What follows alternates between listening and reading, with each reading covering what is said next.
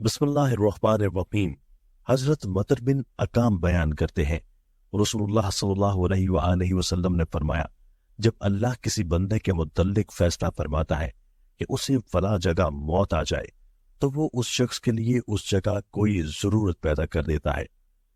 حضرت عائشہ رضی اللہ تعالیٰ عنہا بیان کرتی ہیں، رسول اللہ صلی اللہ علیہ وآلہ وسلم نے فرمایا، 6 قسم کے لوگوں پر میں نے لعنت کی اور اللہ نے بھی ان پر لعنت کی، اور ہر نبی کی دعا قبول ہوتی ہے۔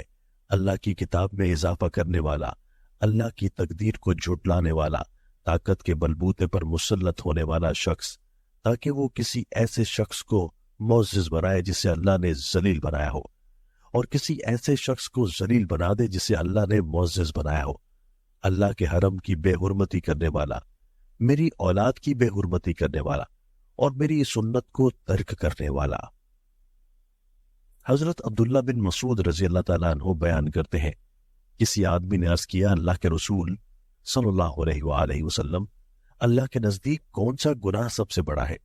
آپ صلی اللہ علیہ وآلہ وسلم نے فرمایا، یہ کہ تو اللہ کا شریک بنائے حالانکہ اس نے تمہیں پیدا فرمایا۔ اس نے کہا، پھر کون سا؟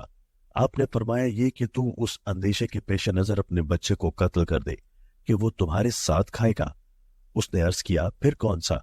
آپ نے فرمایا، یہ کہ تو اپنے پڑوسی کی بیوی سے زنا کرے۔